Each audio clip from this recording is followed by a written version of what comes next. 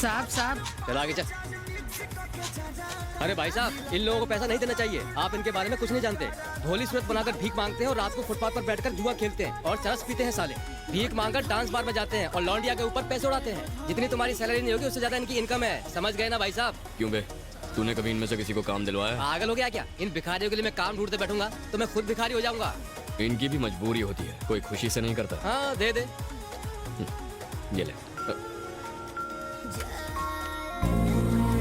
तुझे तो बुखार है, जाकर आराम कर, भीख के मांग। इतना भी बीमार क्यों ना रहूं, काम तो करना ही पड़ता है वरना वो मुझे मार डालेंगे। वो कौन?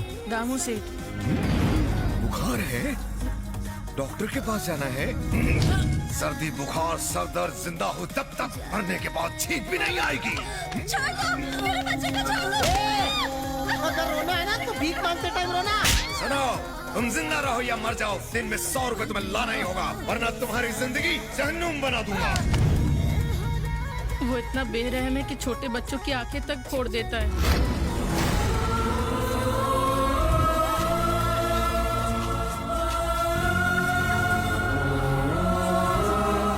बहुत अच्छा डांसर था भैया, बड़ा डांसर बनना चाहता था लेकिन सेठ ने इसका पैर काट दिया।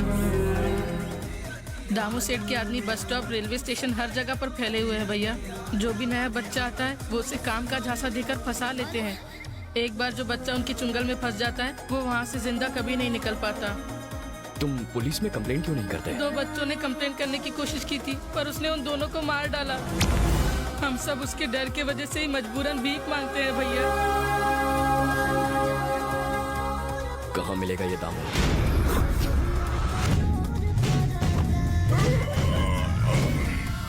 तुम सब क्या मेरे बाप की शादी में आए हो या फिर नाइट ड्यूटी वाले हो? जी साहब। कुत्तो, खाना तो 3-3 बार खाते हो और भीख मांगने 1 बार जाते हो। पता नहीं लोग कॉइन्स क्यों देते हैं, नोट क्यों नहीं देते, गिनने में कितनी तकलीफ होती है। जय हो जय हो। महीने की पहली तारीख को लगता है कि लक्ष्मी जी स्वयं पधारी है।